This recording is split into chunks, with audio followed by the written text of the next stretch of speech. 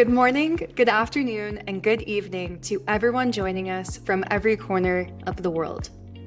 Welcome to the 2025 Western Union Global Fellowship Program Summit, a global celebration of courageous leaders and entrepreneurs supporting highly marginalized, refugee, or displaced communities to create systemic change. My name is Evie Flaw, Events Manager at Watson Institute, and I have the joy of guiding you through today's journey. I'm truly grateful you're here to witness the result of months of dedication and heart from the incredible Western Union Global Fellows. Now, let me share a bit more about what to expect today.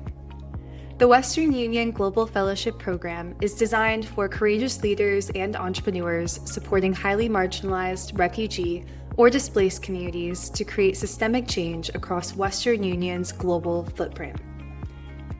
This cohort represents innovation from across the world, impacting the Philippines, Costa Rica, Mexico, Brazil, the United States, the United Kingdom, and more. Western Union Global Fellows, please drop your name in the chat so we can give you a virtual round of applause. Over the next hour and a half, you'll hear from a selection of 13 remarkable 2025 Western Union Global Fellows, each grouped by impact region. Their work spans continents, languages, and lived experiences, and they're united by a shared vision, a world where prosperity beyond borders is accessible to all. To kick things off, it is my pleasure to introduce someone who plays a pivotal role in guiding the Western Union Global Fellows through their fellowship journeys. Jordan Elias, Programs Manager at Watson Institute. Jordan has been instrumental in creating the supportive foundation that allows the Western Union Global Fellows to stretch, grow, and deepen their impact. Jordan, we're excited to hear from you. Please take it away. Hi, my name's Jordan Elias, and I've had the absolute honor of serving as the Programs Manager for the 2025 Western Union Global Fellowship. As we gather for Summit today, I want to take a moment and reflect on what this cohort has achieved, which has been nothing short of remarkable. Over the past 16 weeks, I've watched your ideas evolve, your confidence grow, and your impact deepen in ways that have truly inspired me. You've moved through some of the most essential parts of the entrepreneurial journey, all while balancing so much in your daily lives. And what stands out most is that you didn't just learn concepts, you applied them with intention. You expanded your thinking, you asked courageous questions, you engaged with curiosity and honesty. You supported one another with generosity and respect. You showed up fully, even when it wasn't easy. This fellowship brought together founders from countries all over the world, each joining from completely different time zones, responsibilities, and lived experiences. Some of you joined before sunrise, others well after the day had ended, and some in the middle of the night. Many of you joined sessions while traveling, caring for family, or juggling other work commitments. All while you were simultaneously building and scaling your ventures, often in communities facing displacement, marginalization, and systematic barriers. Your work is exactly the type of impact this fellowship exists to amplify. You're not just building ventures, you are building solutions rooted in empathy, courage, and vision. Today is a milestone where we get to celebrate these past 16 weeks. But it is not the finish line. It is the beginning of a new chapter where your voice, your leadership, and your impact will continue to grow. To each of you, thank you. Thank you for your commitment, your honesty, your humor, your vulnerability, and your drive. Thank you for trusting this journey and for trusting each other. Congratulations, Western Union Global Fellows. I'm so proud of each of you, and I am honored to be a small part of your journeys. And remember, you're not just building ventures, you are shaping a more compassionate, equitable world. Thank you, Jordan, for that wonderful introduction and for all that you do to champion the Western Union Global Fellows. Now, let's begin our global journey, and our first stop is Africa. Today, you'll hear from Western Union Global Fellows leading powerful initiatives impacting Nigeria, Uganda, Ethiopia, and Sudan. First up is Jennifer Obiora, founder and CEO of Team Upcyclers, which transforms textile and plastic waste into eco-friendly art, products, and green livelihood opportunities.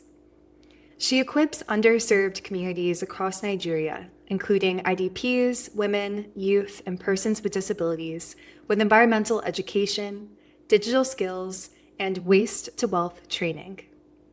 Team Upcyclers has diverted over 5,000 kilograms of waste, empowered 50 displaced women to launch green businesses, and trained over 13,000 young people while reducing greenhouse gas emissions in target communities. Jennifer, take it away.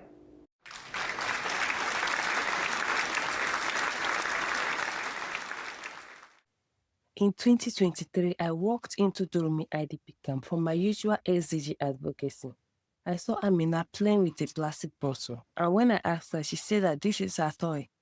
That moment dawned on me that plastic is not just waste. It is a symbol of untapped opportunity. My name is Jennifer Bira. I'm the founder and CEO of Team of Cyclers.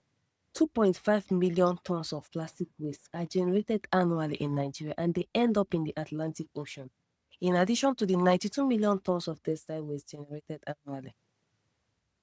Waste clog waterways in Nigeria and cause flooding. Flooding leads to displacement, and displaced people lack access to basic menstrual hygiene products such as sanitary pad and education. They also lack access to decent work. These are the things we solve at Team Up Cyclers by training displaced persons on how they can create value from waste, how they can make reusable sanitary pads using textile waste, and how they can access opportunities. So we are closing the loop. We are not training you to just go into the street. We train you on green skills, and we mentor you and guide you on how you can secure funding to start up your own green business. For students and young persons who have dropped out of school as a result of displacement, we connect them to scholarship opportunities through our Team Up Cyclers Opportunity Hub Limited. The global waste market is worth $1.7 trillion globally and $10 billion in Nigeria. We are targeting only $500 million of this market share. We make money through training and mentorship services.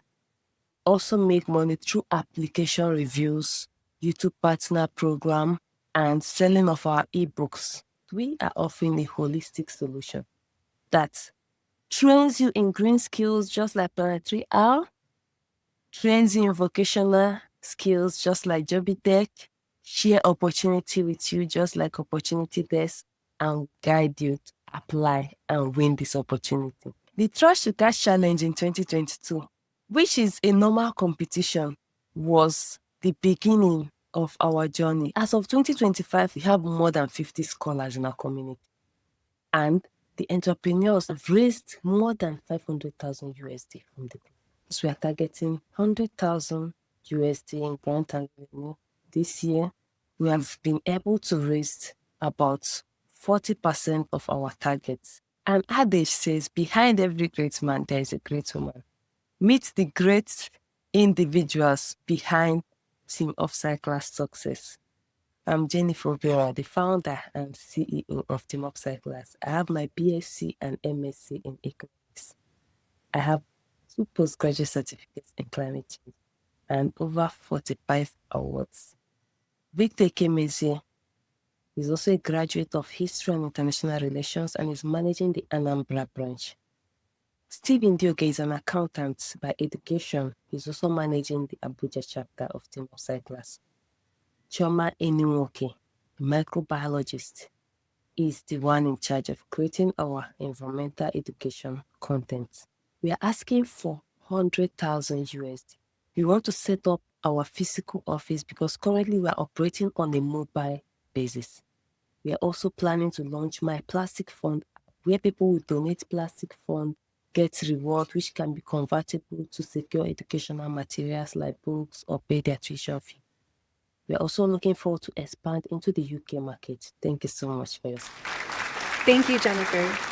Next, I'm excited to introduce you to Deborah Mogo, founder and executive director of the Smart Kids Literacy Foundation, which works to promote literacy and provide quality learning opportunities for underserved children in Nigeria.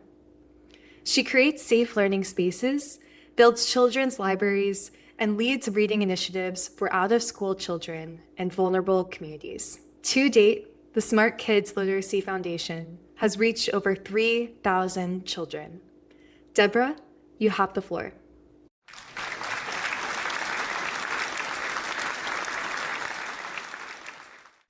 Hello, my name is Deborah Mogul. I am the founder of the Smart Kids Literacy Foundation. Our mission is to give every child the chance to read, learn, and dream bigger. I was on a boat, traveling for almost an hour, watching the waves and thinking about starting a new life in Bonny Island. Bonny Island is located in Rivers State, Nigeria. It is a small island with slum areas, fishing ports, oil farms, and have roads that connect people's homes to water areas. It is beautiful in its own way, but it's also a place where children are growing up without books, libraries, or even the chance to learn how to read. When I arrived, my biggest worry wasn't adjusting to the new place. It was how my children would learn, because at the time, I was homeschooling them. There were no libraries for children. There were no learning centers, a safe space where children could read and gain value. And getting books was a huge struggle. Sometimes the books I ordered got stuck on the boat for days before they arrived, while some, even when they arrived, they got wet and couldn't be used. And as a children's church teacher, I also noticed something heartbreaking. When the older kids couldn't even read, children that were bright and full of energy, they couldn't follow a story or understand simple text.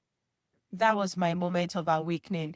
I didn't want our work to be another book donation show-off. I wanted something that would help children use the books, a place where they could learn to read, understand, and grow. So I did something differently. I started a small book club with just 6 children. We read stories together, sounded out words, and laughed through mistakes. And slowly, I saw something change. Confidence began to grow. That small circle of kids grew into what we now have as the Smart Kids Literacy Foundation. And then we launched the Kids Resource Center. This is the first of its kind in our community. It's a safe and fun space packed with books, learning tools, and programs that bring reading to life for every child.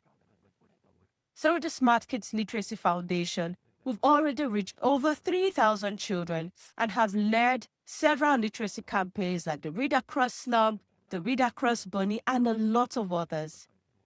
The truth is, when children can't read, they struggle in every other subject areas. They lose confidence and often give up on learning altogether. And that's why we have lots of out-of-school children.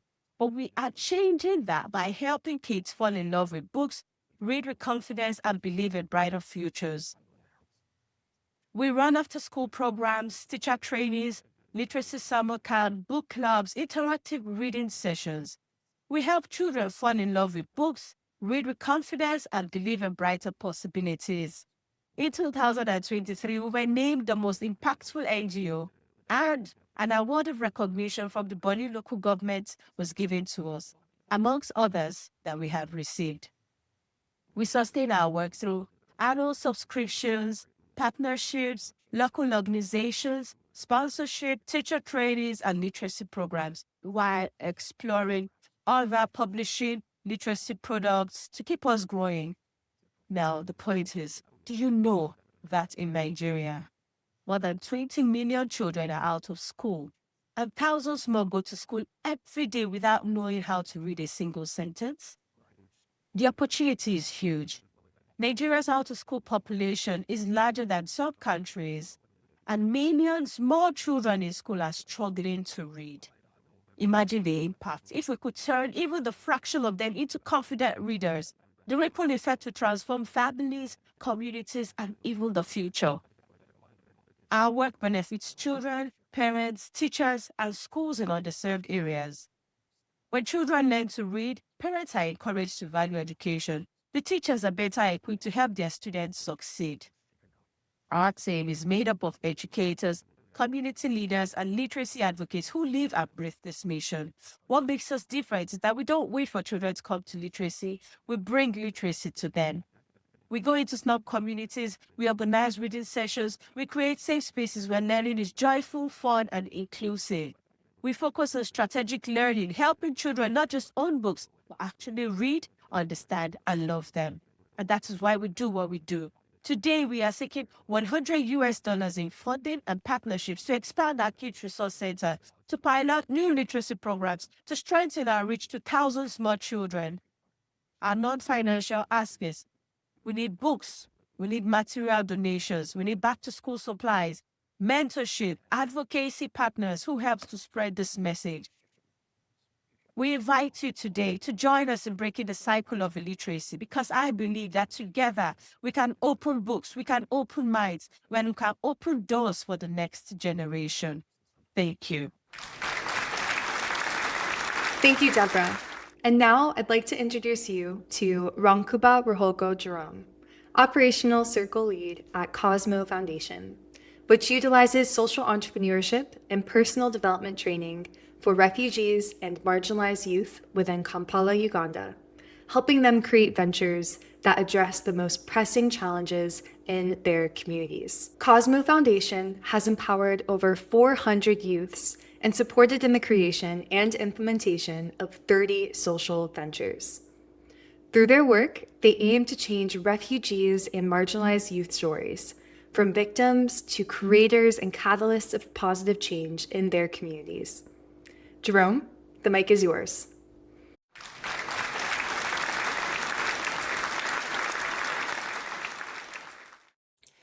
Hello there, my name is Jerome Ronkuba. I'm the Operational Circle Lead at Cosmo Foundation, where we empower refugees and marginalized youth by turning challenges into opportunities.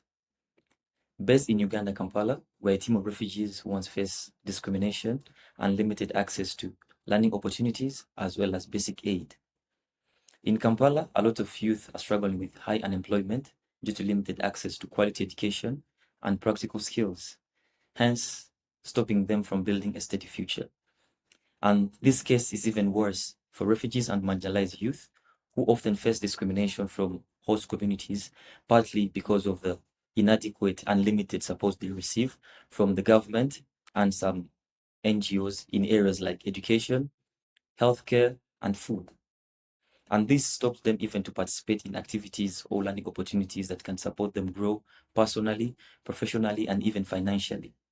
As a result, many are left in harmful activities like crime, drug abuse, early marriage, and exploitation. And this is where we ask ourselves a question: what if we could support young people, refugees, and marginalized youth to shift their mind from seeing themselves as victims, but as well to become the creators? And that question gave birth to the Cosmo Foundation, coming with the purpose of having a space where youth will come, challenge their fears, discover their purpose, build new skills, turn challenge into opportunities by ideating or coming up with ventures that are solving problems in their own communities. Under this program, we take the participants on 4 stages, starting with an inner journey by expanding their own comfort zones and discovering themselves, straight to the turn of professional goals, setting goals and gaining new skills. And in concentration, it's more of ideation and venture implementation, whereby we refine this solution and make sure that they're actually addressing a challenge in the community. Finally, in linking, we focus more on building a sustainable and ideal venture through networking, partnerships, and financial stability. Through this program, I have myself seen young people who once didn't believe in themselves to become the catalyst of change in their own communities. Since March 2024, we've been able to work with over 400 refugees and marginalized youth, both male and female, where 80% of them have been empowered and equipped with social entrepreneurship skills. 30 social ventures have been created, and 3 of them are currently exploring the first partnerships. Our sustainability model works in a way that each participant can access the program under a scholarship of $50 every month, provided by a donor. And by the end of the program, each scholar or participant is able to generate at least $500 a month from their implemented ventures. And for example, we have Smile, which produces hair extensions out of banana fibers while tackling the problem of climate change, as well as Afya Mom, which is a social venture that is providing new mothers with nutritious porridge for their newborn infants. And Our third part of our sustainability model is Clay Cosmo, which is a social venture implemented in 2019 that provides skin and hair care products in Uganda while empowering women in their production. And this social venture gives us 12% of its own profits to support our empowerment program. Our dream is big but specific, whereby we envision to at least inject 120 alumni each year in the community, establish over 3,000 jobs through the implemented ventures of our participants, and by 2030 to achieve a 30% decrease in unemployment among refugees and marginalized youth.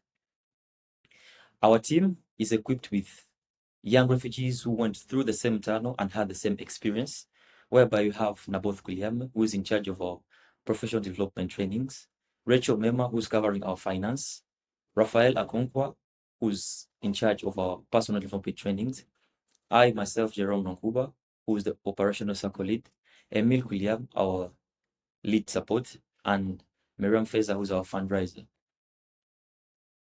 To push us more forward, since we aim to raise the number of our participants to 50 per cohort, and this comes with a monthly running cost of $2,500, as well as to access or to easily facilitate these sessions, we'll need to have materials for the 50 participants, which is an amount of $500 every month. As well as we'll have to access incubation for our scholars' social ventures after they've been implemented, and an easy way to investors to reach out to the ventures as they start making change in their own communities. At Cosmo Foundation, we believe that in every youth, especially refugees and marginalized, there is a dream waiting for change to grow. And with your support, we can change more of these dreams into real life impact. Thank you for listening. Thank you for believing in the power of purpose. And together, we can rewrite the refugees' story. Thank you. Thank you, Jerome. And it's wonderful to see you working with founder Miriam Theza, a 2023-2024 Western Union Fellowship alumna. Continuing on the impact being made in Uganda, I'm excited to introduce you to Solomon Bagabonerano, founder and executive director of Live in Green, a refugee-led organization transforming climate action in Uganda's Chaka-2 refugee settlement. Solomon leads community-driven initiatives in clean energy, agroecology, and waste recovery that empower women and youth while restoring degraded environments. Live in Green has directly impacted more than 5,000 people, diverted over 30 tons of waste from landfills each month, produced clean cooking briquettes and eco-stoves, restored land through agroforestry, and nurtured over 100,000 seedlings annually. Through his work, Solomon aims to build self-sustaining refugee and host communities that thrive economically while regenerating their environment. Solomon, over to you.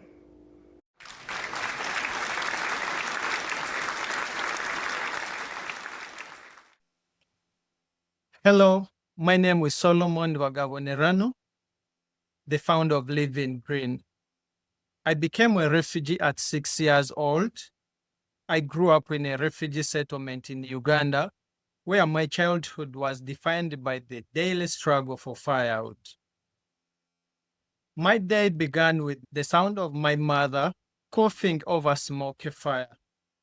We often keep cool, search for firewood in order to eat. We ended our days with the smell of burning plastic and waste outside our door. The land was degraded, and our community was blamed for that. With no one coming to our rescue, I knew we had to find a better way by ourselves. In 2016, I started mobilizing fellow refugee youth. Our first solution was simple. We began planting trees to restore the land. With a small grant from UNHCR, we scaled up, establishing the largest tree nursery in the settlement and officially registering our organization Living Green. But we quickly hit a roadblock. The trees we planted were being cut down again for firewood. We needed a sustainable alternative. During the COVID lockdown, I discovered a company making briquettes from waste and eco stoves. They trained our team, and in 2023, we used our own revenue to establish an energy hub in the settlement. This was the birth of Green Circular Economy model. Living Green now runs the largest energy hub in Uganda's refugee settlements. We produce 5 tons of clean burning briquettes daily from waste. We manufacture 6,000 eco stoves annually, and we still operate that tree nursery, now with a capacity of 50,000 seedlings annually. We provide affordable cooking solutions, reduce pollution, and create jobs. We are turning waste into opportunity. We build a sustainable business model through strategic partnership and multiple revenue strategies, providing our model is viable. Our leadership team brings lived experience, technical expertise, and deep community trust, key ingredients for driving sustainable change. Our financial strategy is clear. Last year, we managed $210,000, with over 60% of that coming from our own revenue. Proof that our model is not just impactful, but also sustainable and scalable. We are seeking $250,000 to help us scale this proven model. We need grants, technical support, and partners in resource mobilization. By investing in us, you are not just funding an environmental project. You are proving a powerful point that refugees are not just victims of crisis, but leaders of climate and energy solutions. Join us, partner with Living Green to transform waste into opportunity and build greener, healthier, and more resilient communities across Africa. Thank you. Thank you, Solomon. And for our final pitch impacting Africa, meet Lol Mengesha, founder of tiphub.co, a community-driven fundraising platform built to support displaced families and crisis-affected communities. Lol created TipHub during the Tigray blackout, designing a simple, resilient system that allowed people to move resources even when telecom, banking, and electricity were cut off.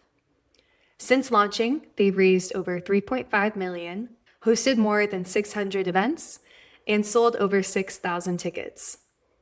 Lol's work focuses on removing barriers to giving, strengthening trust between donors and families on the ground, and building tools that make mutual aid faster, safer, and more accessible worldwide. Please welcome Lol.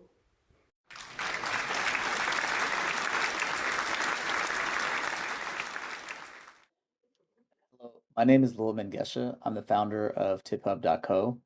This is a fundraising platform I started after realizing our family was experiencing a genocide in the Tigray region of Ethiopia. I found out because my mom started receiving text messages through WhatsApp from people back home that were saying, hey, electricity is being cut off, telecom is being cut off, and we're getting bombed. And in that time, I realized that our people were suffering and there was something that I had to do to help get resources into our community. For context, I'm a technical founder. I've been in tech for the past 15 to 20 years, working on various projects, and I run a data and software development company. So I felt like I was the right person to develop this platform because my people were suffering and I had the technical abilities to build something that could be impactful. One issue that I discovered as people were fundraising through social media is that oftentimes folks would be fundraising through Cash App or Zelle or Venmo, and there wasn't really a unified way to collect funds that could then later be distributed to people back home. So that's when I built TipHub. I made it really easy to aggregate all of your social payment apps into one source. And by doing so, make it really easy for the organizer to collect those funds and be able to then send that money back home. And it's not just for people that are experiencing immediate emergencies. There's opportunities for memorials, education, ongoing things that people need within community who are often displaced. Because displacement, although we oftentimes think about it at the event moment, people are oftentimes displaced for years.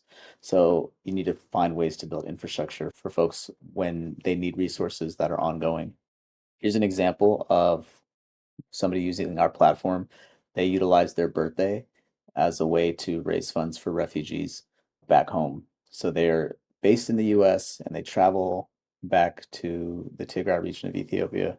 So they collected with the different social payment apps that they have. They then transferred those funds into a unified space that they were able to give those funds to the folks in Tigray. We don't just use these different apps, the apps that I mentioned, we can aggregate literally any app because we can be the hub and we have been the hub, hence the name Tip Hub. I verify every organizer on the platform. So if you have a campaign, I'm checking through your social media, I'm checking sentiment to see who you are. I'm seeing what type of apps you're using, and I'm also checking what type of messaging you're using for your campaigns.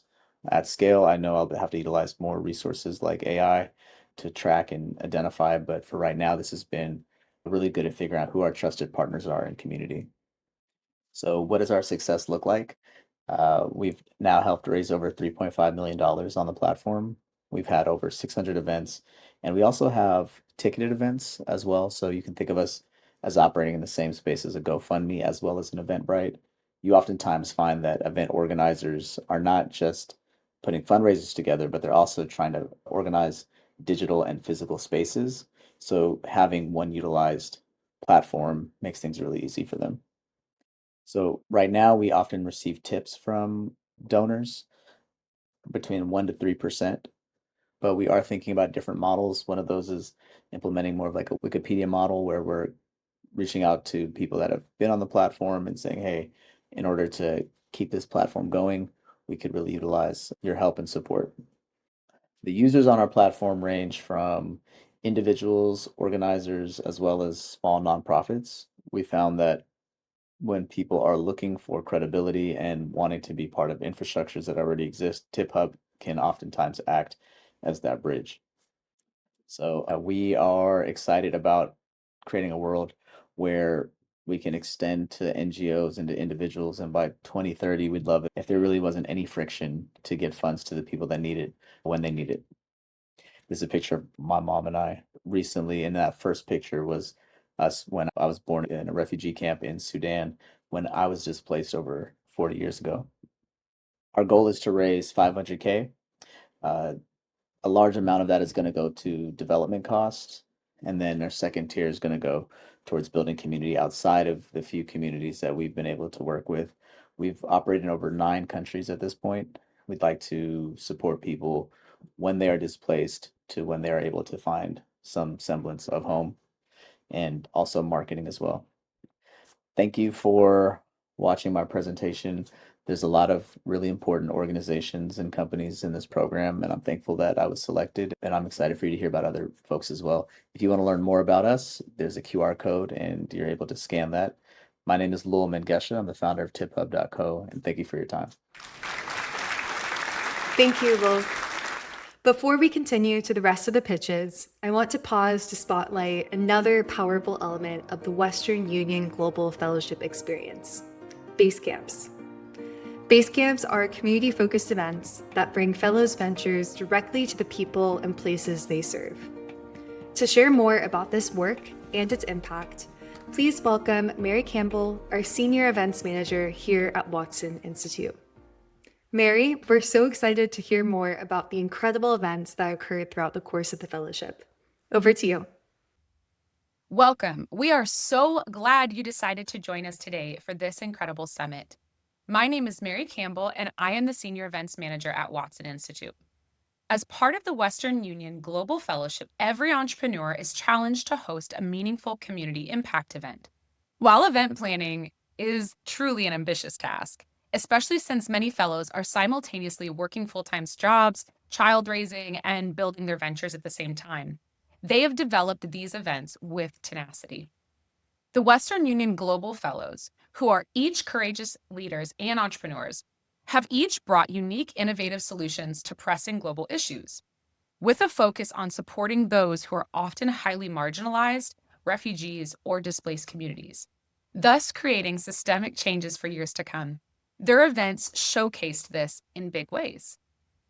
These events are what we at Watson Institute call a base camp. A base camp is a powerful 1 to 3 day experience that is designed to showcase the fellows' work while mobilizing their local communities.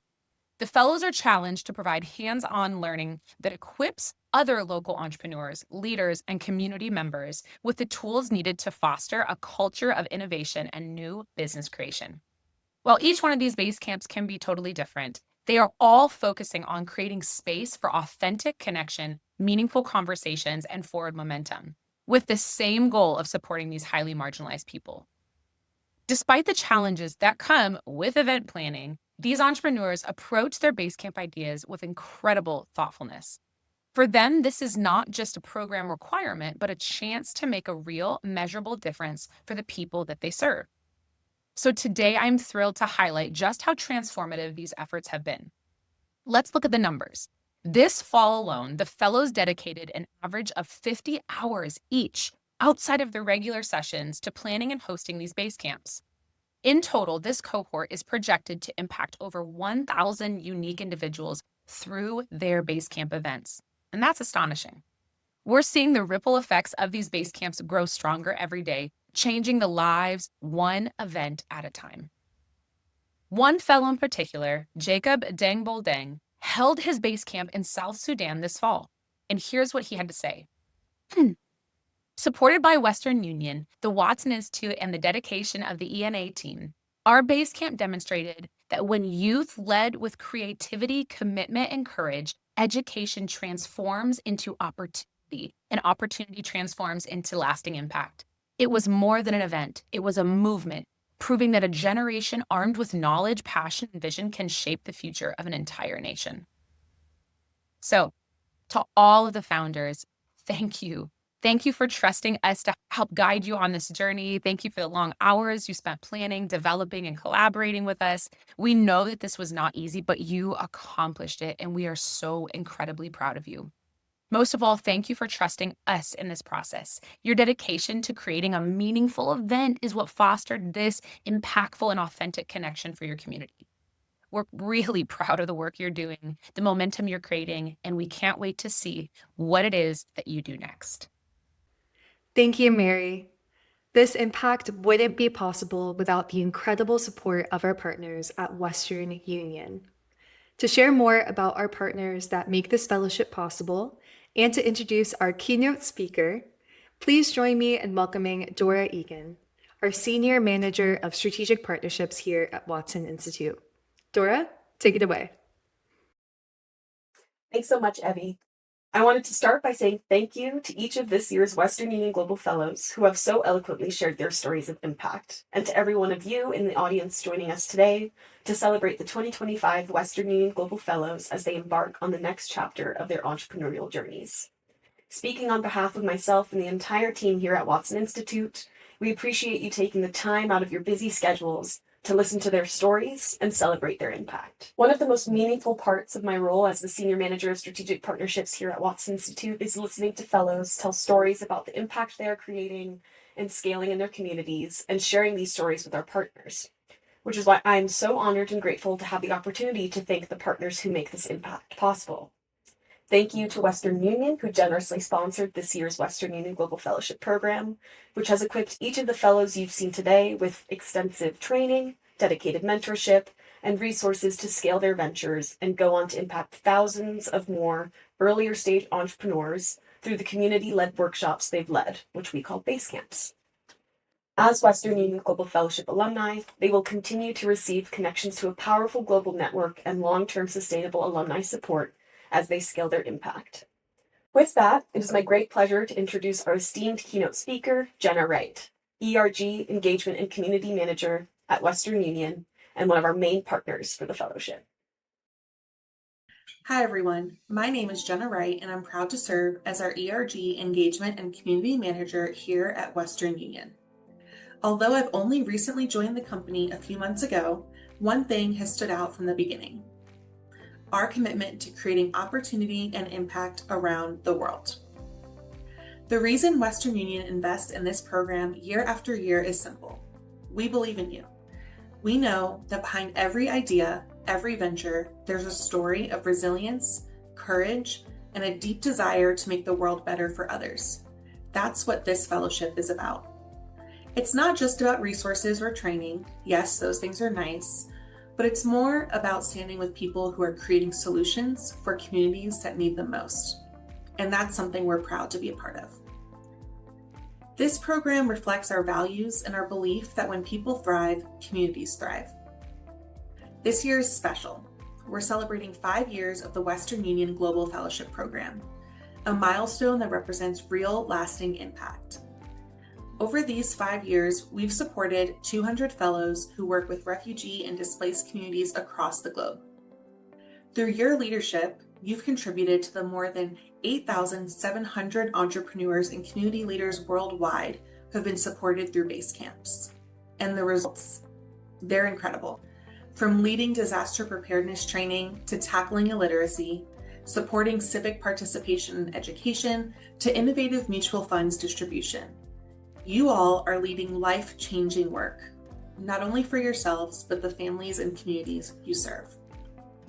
We've been proud to engage Western Union employees at every step of the way so they may see your brilliance and impact. From brain trust to mentoring, these experiences build skills, deepen cultural understanding, and strengthen our global community. To our 2025 fellows, congratulations. You represent the most competitive applicant pool we've ever had, and your ventures are tackling some of the toughest challenges faced by people who migrate. Today is a celebration, but it's also the start of something bigger. As alumni, you'll have access to long-term support where you can continue to grow your skills and deepen your impact. Your expertise will help to support future cohorts and continue shaping this global movement. Your courage and commitment inspire all of us. Thank you for showing what's possible when we invest in people and ideas that matter. At Western Union, connection and accessibility are the foundation to what's possible. The relationships you build here, the doors you open for your community, that is the real impact. Here's to 5 years of progress and to the lifetime of impact that lies ahead for each of you. Thank you, Dora and Jenna. We'll now be taking a brief intermission. When we return, you'll hear from Cynthia Campos, Events Coordinator at Watson Institute, who will guide us through our next region, South and Southeast Asia.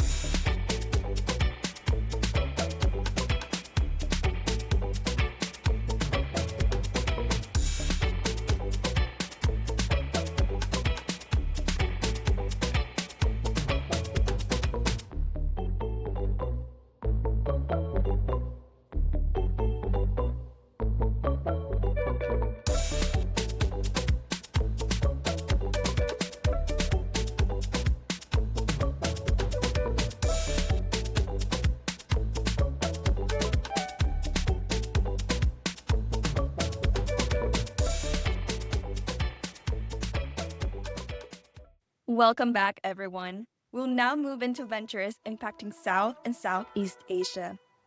First, please welcome Sumaya Tabazum, co-founder of Project Nandanik, which transforms textile and floral waste into sustainable fashion items and home decor. She works closely with climate displaced and marginalized women in Bangladesh, ensuring fair wages while reinvesting a significant portion of profits back into the community.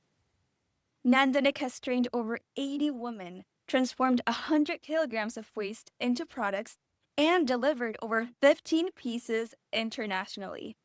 Sumaya also brings professional doctors into underserved settlements to provide free maternal health care consultations and awareness sessions, addressing one of the most urgent challenges these women face.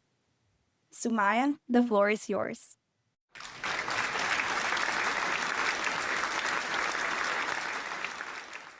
Hello everyone.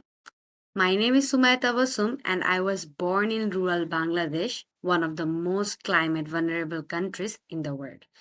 The day my mother went to labor, the roads were flooded with no way to reach the hospital. She was taken by boat across the floodwater to a small home clinic where I was born. There was no doctors, only a few elderly women, and my survival itself was uncertain. My life began in a world where climate change wasn't an abstract issue, it was personal. We were lucky enough not to lose our home, but I saw what floods did to others, how whole communities were trapped in uncertainty. Even as a child, I knew if this is the world I was born into, I must do something for those who don't get to rebuild. Years later, I returned to my roots, to the same problem I made community women displaced by river erosion and floods. They had lost their homes but not their skills. At the same time, I saw another crisis. Bangladesh's garments and floral industries produce tons of waste every day. Fabric scraps, flower petals, all ending up in rivers and landfills near the same communities I wanted to work with. This pollution worsens the floods and the river erosion, the very reasons behind displacement. That's when I realized we could solve two problems at once: waste and displacement. That's how Nandunik was born, a social enterprise that transforms textile and floral waste into eco-printed and patchwork fashion and home decor items. So let me take you through our journey. At Nandunik, we first collect discarded flowers and discarded fabrics from temples and garments factories, things usually thrown away. These petals are then boiled and pressed to extract their natural pigments, which we use to eco-print directly into the fabrics. No chemicals, no synthetic dyes. The results are unique and naturally dyed textiles, each one carrying patterns from real flowers. Finally, the women we train turns those fabrics into fashion and home decor pieces through hand stitching and embroidery. Every step from flower to fabric is done by climate displaced women, giving them income, skills, and pride. We are proud to be the first in Bangladesh to introduce commercial eco printing, turning what world discards something beautiful, sustainable, and empowering. But empowerment must be holistic. We believe in that. Working in the field, we noticed something deeper. Women lacked maternal and menstrual health awareness, leading to serious health complications. So now we bring the healthcare professionals into these communities because empowerment just about income, it's about dignity, health, and hope. So let me tell you an impact story. Our artisan, Miss Hajera, she lost her home to river erosion and struggled as a single mother with post-pregnancy complications.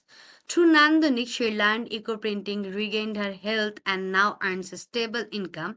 Today, she is one of our senior trainers, teaching others and proudly showing her work and saying, "This is my work."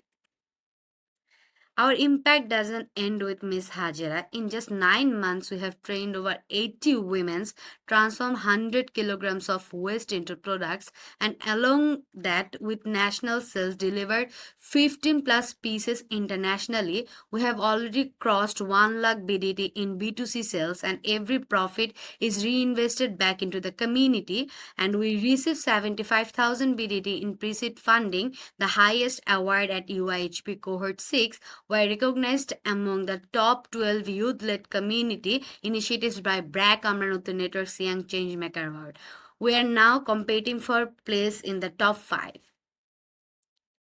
We run a B2C model with eco-friendly packaging and storytelling-driven ethical marketing. Our target consumers are eco-conscious buyers in Bangladesh and abroad, and the market size of sustainable fashion in South Asia is projected to reach 15 billion by 2030, and we are ready to tap that growth. And now we are seeking $10,000 in funding and mentorship to train 500 more women and launch our first global eco-print collection. And this is my amazing team from Team Nandonik. And from a baby born on a boat to a woman rebuilding lives through it, this is my journey. This is Nandonik, where trade meets empowerment. Thank you. Thank you, Sumaya. Next up, I'd like to introduce you to Ali Nisar, founder and CEO of Markup Valley and the creator of Bridge Up, a global platform empowering entrepreneurs to start, manage, and scale businesses across borders.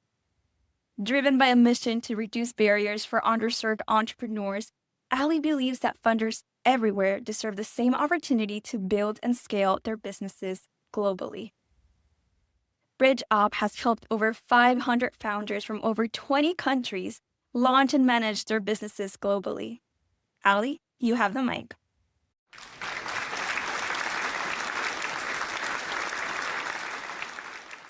My name is Ali Nisar. I'm the founder of Bridge Up, a platform that building borderless entrepreneurship. I'm here today to share how we are helping global founders start, stay compliant, and scale their global business without borders. I began my journey in a corporate 9 to 5 job, but I always knew I was meant to build something of my own. So during the COVID, I took paid online courses and joined the e-commerce community, built my own store from scratch and start forming my company in the US. That's when the real challenges began. Every step raised a new question: which state to register in, what are income tax free states, and how to get an EIN, which US bank is for a non-US founder. The entire process was complex and filled with uncertainty. As an accountant, I used my financial expertise. I carefully navigated each step until I financially launched my business. Soon, people started reaching out to me asking, Ali, how did you do it? Through my global e commerce community, I realized that thousands of founders around the world were facing the exact same problem. I saw businesses shutting down, founders receiving IRS penalties, losing access to their bank account, and missing crucial deadlines simply because they didn't understand compliance. The real problem wasn't a lack of talent, it was a lack of clarity. That moment gave me a mission to build a bridge that helped global entrepreneurs overcome these barriers, a bridge that gives them clarity, compliance, and confidence. That's how Markup Valley and later BridgeUp was born. BridgeUp is a global business launchpad that empowers entrepreneurs to build, manage, and scale their companies beyond borders, from formation and finance to compliance and growth. BridgeUp automates every step in one intuitive platform. We are a venture that has already helped 500 plus founders from over 20 countries launch and manage their business globally. It started with one story, a young founder from Pakistan, that is me. Since then, we have helped countless other companies. BridgeUp is built on four core pillars that simply the entrepreneur journey: BridgeUp Core, BridgeUp Comply, BridgeUp Money, and BridgeUp Grow. Together, these four pillars form the bridge that support every global entrepreneurs. Our revenue model blends one-time and recurring income. We start with company formation through BridgeUp Core, then move to annual subscription via BridgeUp Comply. BridgeUp Money adds transactional revenue, BridgeUp Grow adds advisory revenue, and partners like Payoneer and QuickBooks drive shared recurring income, are built to scale globally. Let me walk you through our product to be. This is where every founder journey begins. BridgeUp Core, from formation to documentation, everything happens in one smart dashboard. After formation, global founders struggle to stay compliant. Bridge of Comply fixes that. It auto-tracks filing, taxes, and renewals, and sends smart reminders and let founder file right from the dashboard. Once the business is formed and compliant, founder get access to the Bridge of Money, our integrated financial hub. Once founders are compliant and financially active, they move to our final pillar, Bridge of Grow. This is where the magic happens. Founders get access to real-time bookkeeping and the financial 360 analyzer to see their true financial health. Our virtual CFO features turn complex data into clear and actionable insight. This is a 6 billion global market. Last year alone, over 5 million new companies were registered in the US, 30% by non-US founders. If BridgeOp captures even 1%, that's $60 million in annual revenue. And we are building the platform to make that happen. Most exciting platform focus solely on US formation and stop at filing paperwork. BridgeOp goes far beyond that. It's built for the non-US founder exclusively. Our team includes certified tax and compliance professionals, fintech experts, and developers. So far, we have trained 100 plus youth education, 900 plus school students with no fee, and supported 500 founders. We are not just building companies, we are building futures. Now we are seeking $500,000 in seed funding to scale BridgeUp into the leading platform for global founders. Most of this will go toward product development and AI-driven automation, making compliance, tax filing, and financial management seamless. By 2026, our goal is to serve 10,000 founders globally. At BridgeOp, our mission is simple to deliver clarity, ensure compliance, and build confidence for every global founder. No matter where a founder is, Pakistan, Kenya, or Lebanon, they deserve the same opportunity to build and scale their business globally. Together, we can make global entrepreneurship truly accessible and empower thousands of founders to build without borders. Thank you. Thank you, Ali. And for our final pitch impacting South and Southeast Asia, please welcome Sunanda Dango, founder and CEO of Nepali Jatra, which produces Nepali cultural events through the year that are open to the public, allowing attendees to experience Nepali culture through food, music, performances, films, visual arts, traditional fabrics, and hands-on crafts such as weaving and knitting. Sunanda connected over 20,000 Nepali residents with the communities they call home. Sunanda, over to you.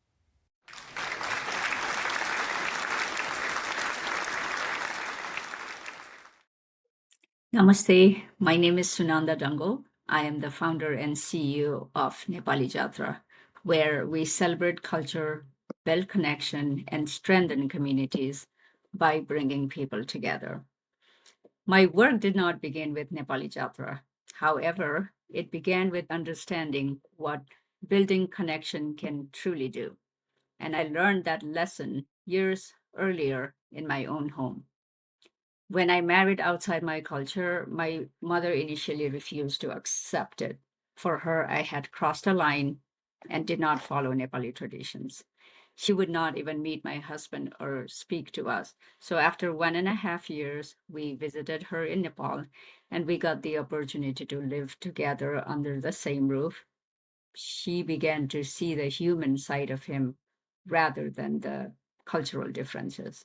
So this immersion led to awareness, and awareness led to acceptance.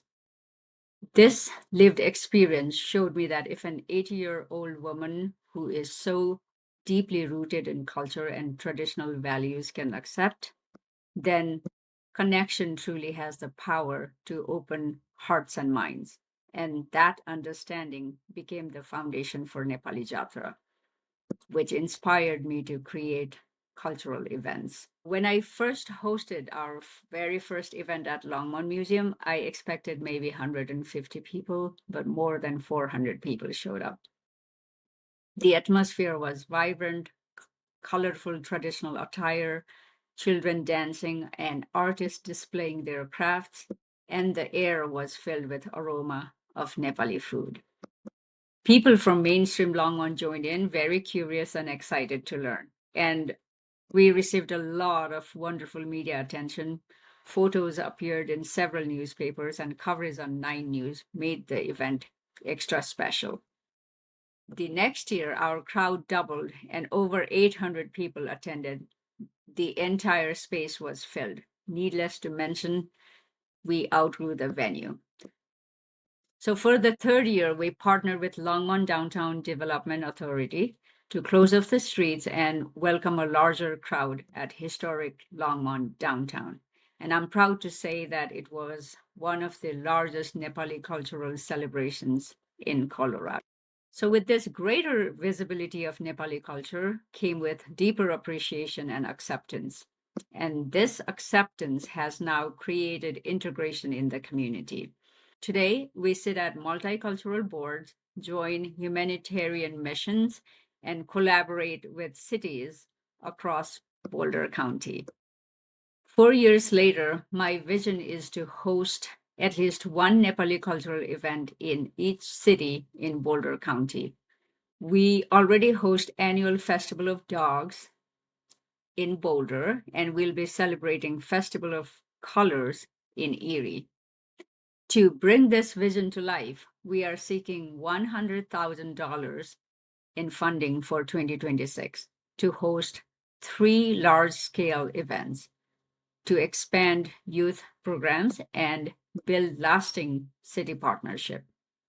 We have built a bridge connecting over 20,000 Nepali residents and migrant communities through these events.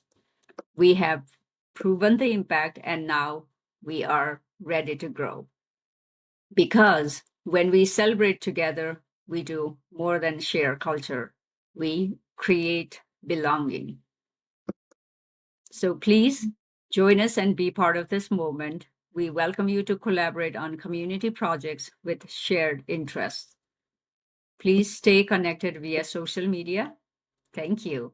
Nepali Jatra, celebrate culture, build connection, and strengthen communities. Thank you, Sunanda. Now let's journey across the world to Latin America.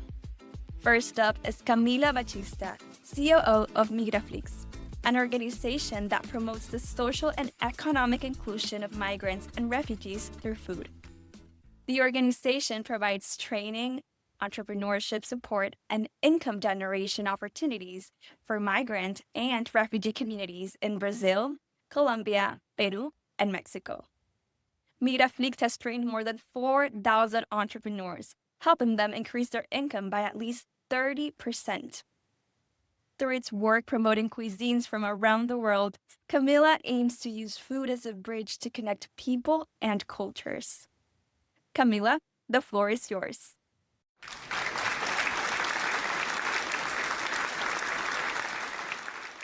My name is Camila, and I am the COO of Migraflix. So, Brazil is a very big country. But did you know that less than 5% of Brazilians travel abroad each year?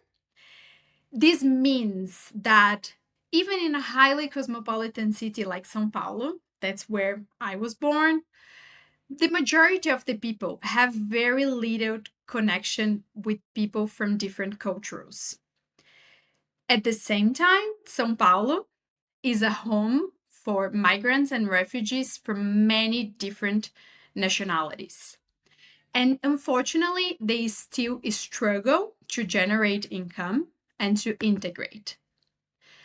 Migraflix believes in the power of food to generate connections and opportunities. And that's the reason why we have been working promoting the social and economic inclusion of migrants and refugees, supporting and empowering food entrepreneurs. One of our main solutions is a platform that supports food entrepreneurs, training them by free and connecting them with the first multicultural and sustainable catering service of world foods of Latin America.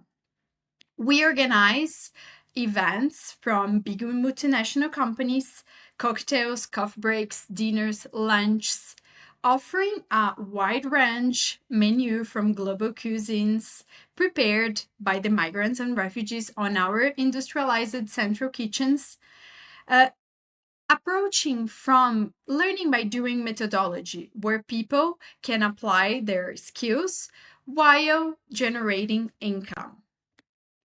So these are our clients. Most of them are multinational companies that hire our services.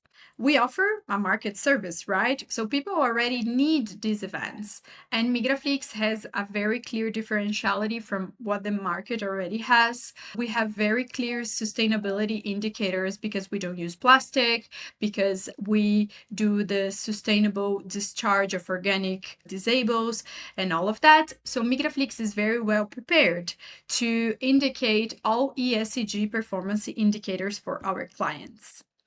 And how the approach of our solution works. So basically, each one of the bookings and each one of the hirings generate directly income for migrants and refugees that have been trained by us.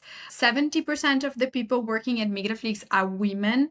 70% are migrant and refugees, but we also make sure we include host community to guarantee they can integrate while they are practicing. The event has a hands-on training approach in a way that people are developing new skills while they are being hired. And the catering services is only one of the sales channels that we connect them with. We also connect the entrepreneurs with fairs, list of individual clients, and we make sure we monitor the impact of each one of them because our goal is to generate at least 30% of increase in their income. So far, in the past year, Migraflix has impacted 4,000 entrepreneurs from 46 countries, and we're so proud to say that 100,000 people have already participated in our gastronomic and cultural experiences.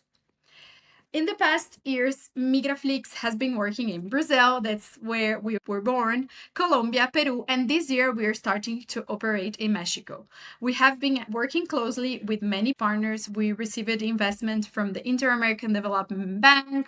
We have been working with companies such as Accenture, Airbnb, Facebook, and also governments and embassies from Canada, US, and United Nations agencies. We also received a few awards, and we're very happy and ready to keep expanding our operations. So we're here today to invite investors to have and continue this conversation so that Migraflix can continue bringing its impacts to many, many thousands more migrants and refugees around the world. Thank you so much.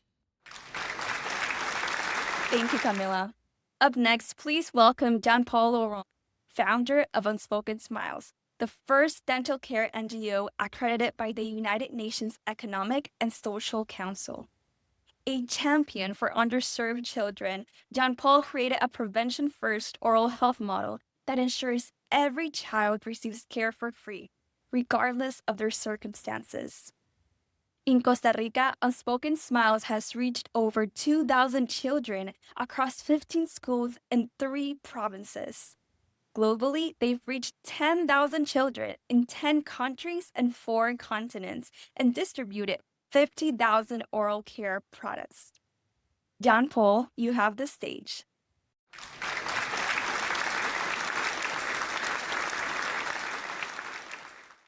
In 2020, I was in dental school in New York, walking to the clinic walls when I saw the news. A massive earthquake had struck my home country, Haiti. Entire neighborhoods were gone. I rushed to call my mother. Where's my nephew, Bradley? I had no answers for days. I felt powerless.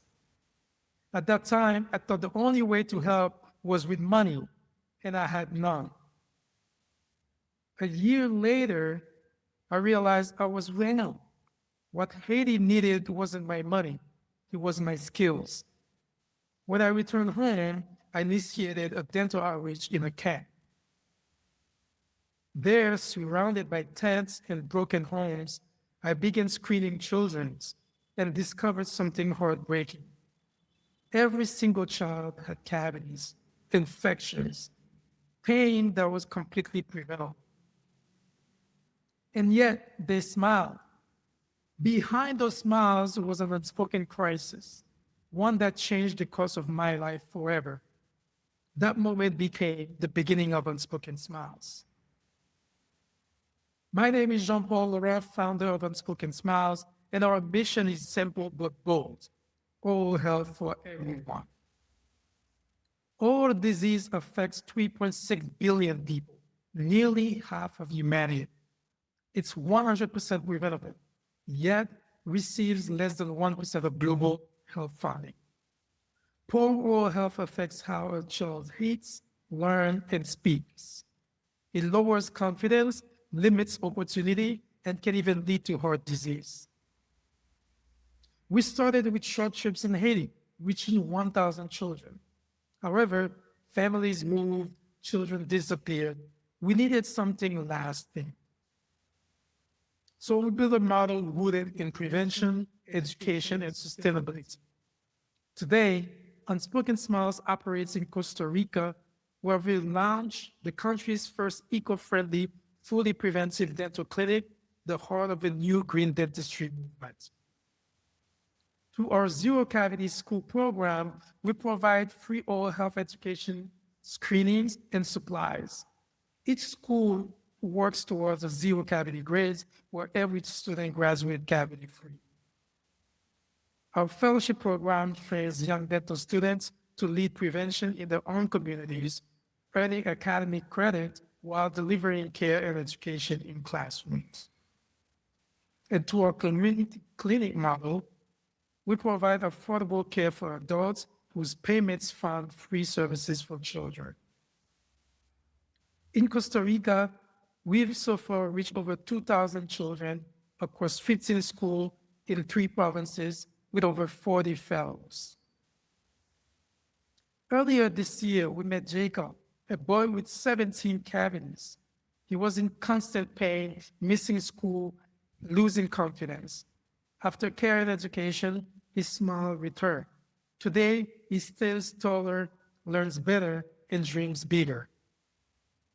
Now we're ready to grow faster and deeper. By 2026, our goal is to reach 5,000 children across 23 schools in San Jose with an investment of $250,000. This will expand our zero cavity program, train 20 new fellows, and fully equip our eco-friendly community clinic to serve as a national hub for preventative dentistry. And by 2030, with an additional $500,000, we will triple our reach, expanding to El Salvador and Guatemala, serving 50,000 children across Central America. Our vision is clear: to build the world's first zero-cavity generation, a generation that will never know the pain of preventable disease. Every $50 helps a child stay cavity-free for a full year, providing education, care, and supplies. Every $1 invested saves $5 to $10 in future treatment costs. Today, we can create the world's first zero-cavity generation. When I look back at that day in 2010, standing in the hallway watching my country crumble on the TV screen, I realized that what began as a moment of helplessness became a mission of hope, a mission to give every child the freedom to eat, to learn, and to smile without pain. Because a smile isn't just about teeth, it's about dignity, it's about resilience, it's about opportunity. Unspoken Smiles began in tragedy, but today it stands as proof that even one act of prevention can ripple across the world, because there is no true health without whole health. And behind every smile lies the power to change the world. Thank you, John Paul. And for our final pitch impacting this region, I'm excited to introduce you to Daniela Baena Salazar, founder and executive director of Women, a social innovative platform that transforms leadership for a more equitable and sustainable world. Daniela empowers women and youth through education, visibility, and connection, building their capacities in leadership, sustainability, and social innovation. To date, Women has trained over 400 women and youth and reached 3,000 people across 22 departments of Colombia. Daniela, take it away.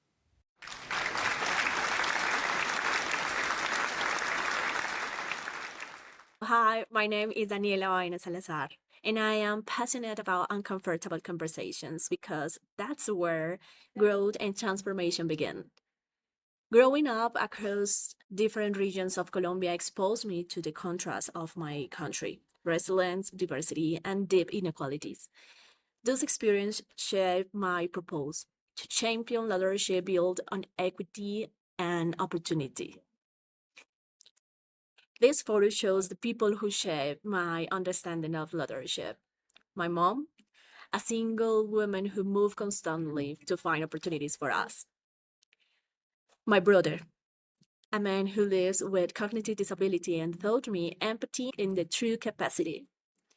And my partner, who shared this journey with me toward a more equitable country. Their experience and my own with scarcity told me that opportunity is not a privilege, it's a right. Despite the progress, women remain underrepresented in leadership and decision making in my country. This exclusion limits our collective potential because every woman left behind is not just a personal loss, it's a social and economic one. In Colombia, only about half of women participate in the labor force, compared to the 3 out of 4 men.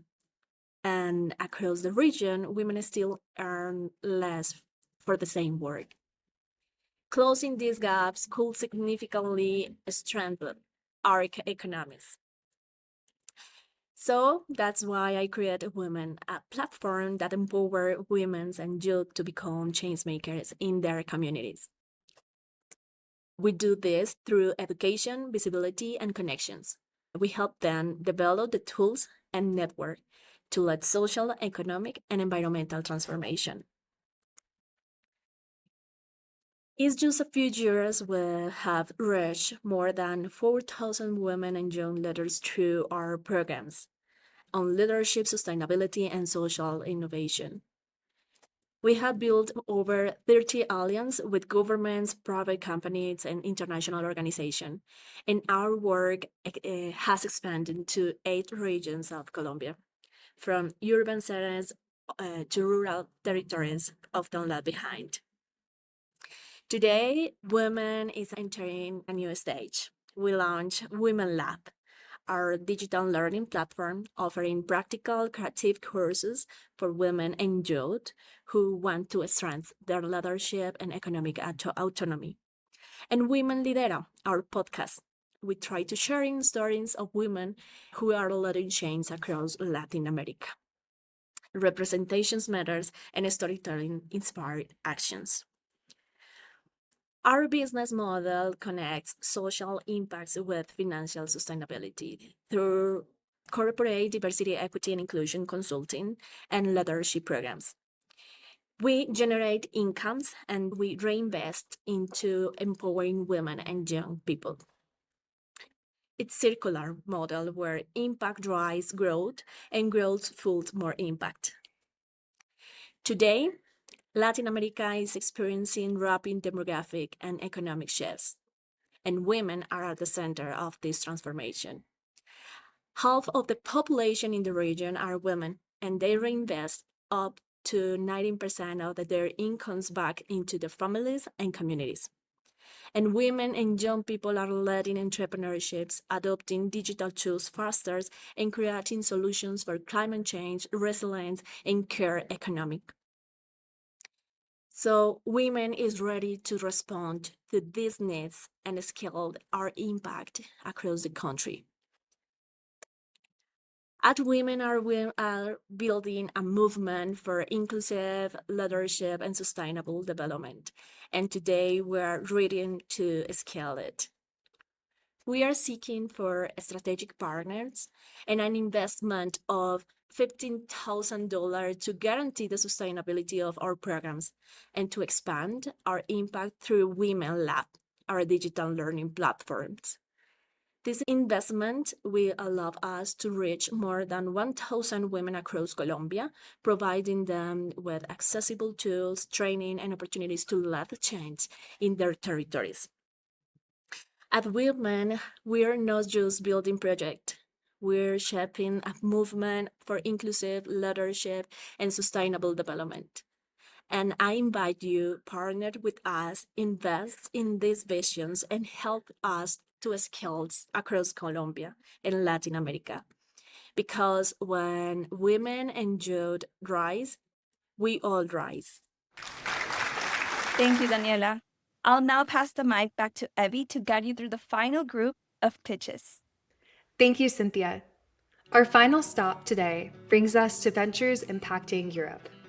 I'm thrilled to introduce you to Kubra Kaya, founder of Belonging Beyond Borders, a social impact project supporting international youth and migrants in Lithuania to build community, well-being, and a sense of belonging. Belonging Beyond Borders has reached over 1,000 participants through dialogue-based activities, community events, and cross-cultural engagement initiatives for students and young people navigating life far from home. Through her work, Kubra aims to create a more welcoming and supportive society where every young person, no matter of their background, feels seen, heard, and at home. Kubra, over to you.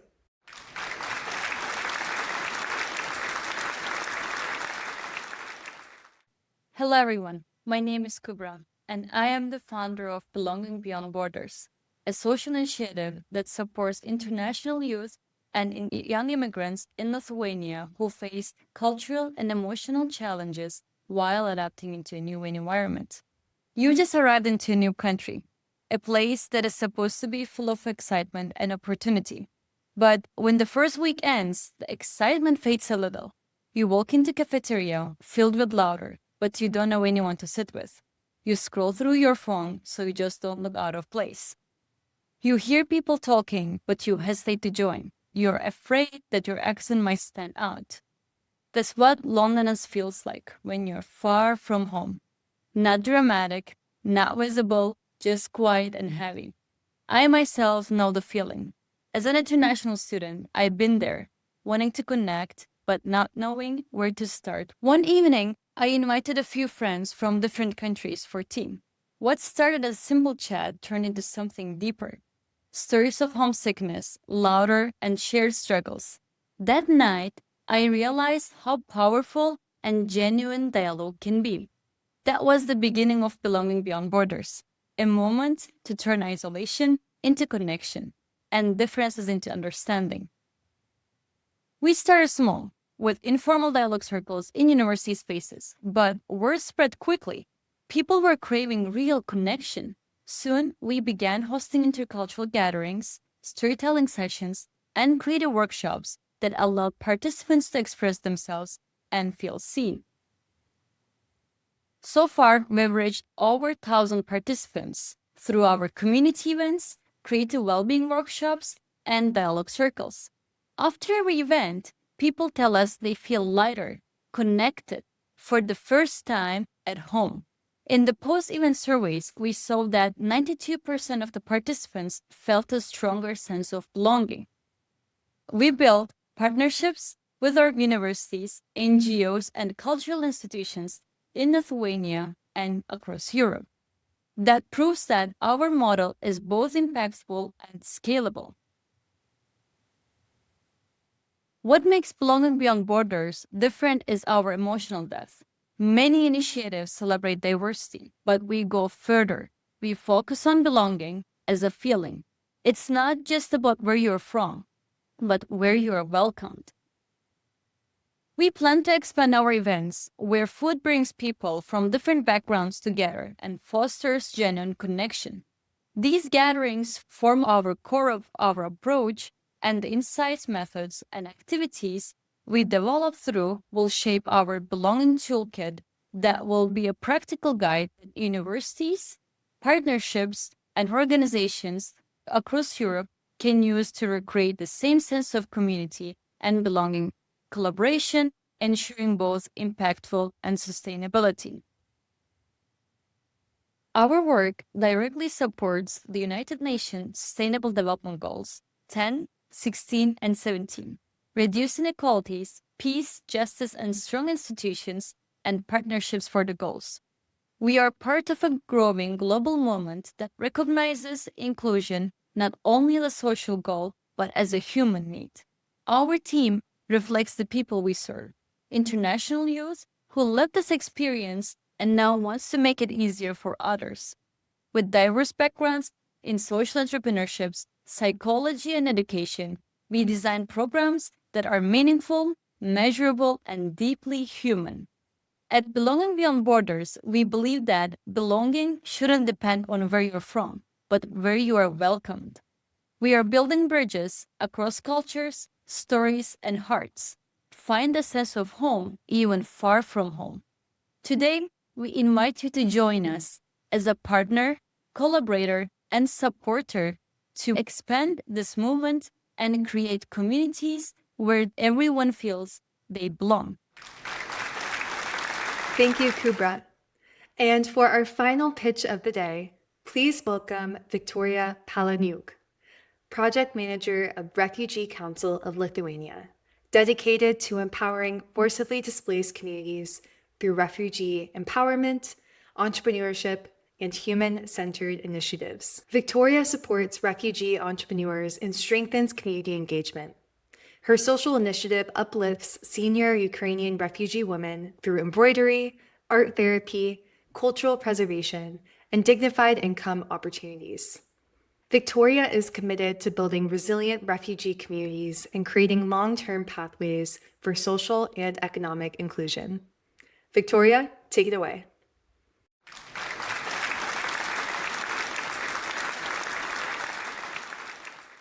I want to begin with a simple image, a thread. Alone, a single thread feels fragile, easy to break. But when many threads are woven together, they form a fabric strong enough to last for generations. This is the spirit behind our initiative, Collective Pattern, building together, step by step. My name is Victoria. I'm 25 and I am from Ukraine. On the morning of February 24th, 2022, my mother woke me up with screams. Get up, it's war. In 30 minutes, I had to pack my entire life. The first thing I took was my embroidered shirt, a piece of home and a piece of Ukraine I wasn't willing to lose. My family fled under bombings. We eventually arrived in Lithuania. At first, everything felt so gray and unfamiliar, but I noticed Ukrainian flags on buses and signs saying Vilnius loves Ukraine. That solidarity carried me forward, and I continued my studies and realized that my own pain could become purpose to support other displaced people and to protect the cultural roots we carried with us. Among those who arrived in Lithuania were senior Ukrainian women. They are facing three quiet but urgent challenges: social isolation, financial vulnerability, cultural invisibility. And these women carry deep trauma. Yet they also hold something precious: centuries old traditions of Ukrainian embroidery, a living language of resilience and hope. Without support, these skills risk being lost, and the women most at risk of loneliness are the ones holding this cultural treasure. When I arrived, I didn't want to start with a project. I wanted to start with trust. So we began small: embroidery therapy sessions with 9 women, a few tables, and threads filled with memory. We listened, we shared our stories, we cried, we laughed. We treated these women not as beneficiaries, but as artists, cultural leaders, and co-creators. Our model is based on 3 pillars. First one is social, healing through embroidery, storytelling, and community gatherings. And economic, premium co-designed embroidered pieces in collaboration with sustainable fashion partners, transforming traditional craftsmanship into dignified income. And of course, sustainable, using hemp and linen, regenerative, zero-waste material, grounded heritage in ecological responsibility. This isn't just a product line, it's an ecosystem of empowerment from the seed to the blue. Thanks to the Western Union Global Fellowship, we launched professional embroidery trainings this November. We've built a trusted community, created partnerships with cultural institutions, and prepared pathways for ethical production. But this is only the beginning of what we can build together. To scale our impact and create stable employment for 30 plus women, we are seeking €30,000 to expand professional embroidery trainings, strengthen visibility and branding, and built our e-market platform so women's work can reach international audiences. Alongside funding, we are also looking for strategic advisors, sustainable fashion partners, and cultural institutions that can help us amplify these women's voices. Our vision is clear: to create stable, creative employment for displaced women, to produce meaningful, high value pieces filled with story and soul, to reinvest in community healing and cultural continuity for generations to come. I want to close with the words of Lubo, one of the women in our circle who wrote a poem during a session. Wonderful and amazing women, you managed to help us, and for this, we are deeply grateful from the bottom of our heart. We are glad to have met you, to have experienced the light of your souls, and we humbly ask, for heaven's sake, to continue doing more and more, to keep doing even more with us. Her words remind me of why we are here. We are not only woven fabric, we are woven hope, resilience, and a sense of we work slowly so we can go far together. Thank you for working with us. Thank you, Victoria. And thank you to every Western Union Global Fellow who shared not only their powerful, but meaningful work today. What an inspiring journey we've just taken together. We've traveled across 4 regions, heard voices from multiple countries and continents, and witnessed the courage, creativity, and community-centered innovation that defines the Western Union Global Fellowship Program. At the heart of it all is the Western Union Global Fellowship Program's mission: empowering highly marginalized, refugee, and forcibly displaced communities around the world to transform their communities. We are now connected across all corners of the globe, and I now would like to introduce a visionary leader who has played a pivotal role in shaping the success of the 2025 Western Union Global Fellowship Program, to bring our audience together as we wrap up today. As the Vice President of Programs at Watson Institute, Dwayne Griffith leads the program implementation team with a commitment to the highest level of programmatic quality and impact. Dwayne, thank you so much for joining us today. The floor is yours. Thank you, Evie, for that introduction and for everything you've done to make this summit possible. As we come to the close of these past few months together, I want to take a moment to acknowledge what you've accomplished. Now, you may not have seen me in every session. As the VP of Programs, I've been working behind the scenes, watching your recording sessions and hearing updates from your program manager. And honestly, being inspired by the work you've been doing week after week. This wasn't just a fellowship program. This was a testament to the courage it takes to build solutions when you understand displacement, marginalization, and the resilience required to support communities that the world too often overlooks. You came into this fellowship carrying not just business ideas, but the stories, struggles, and hopes of the communities you serve. And over these past months, I've watched you transform that deep understanding into actionable ventures, into networks of support, into movements for systemic change. But before we go further, I need to acknowledge the extraordinary team that made this fellowship possible. To our search team who found each of you, our strategic partnerships team who built a collaboration with Western Union, our programs team who designed and delivered every session, our events team who created these meaningful convenings, our design team who crafted this experience, and our operation team who kept everything running behind the scenes. And of course, our leadership team who believed in this vision. Thank you. This fellowship exists because the collective commitment to your success. And here's what I need you to hear clearly. This is not goodbye. The 16-week intensive experience may be concluding, but your journey with Watson Institute is far from over. We don't just invest in you during live sessions and then wish you well. We invest in you because we believe in the long-term impact you are creating, and we're committed to supporting you as you continue to grow, pivot, scale, and create change your community deserve.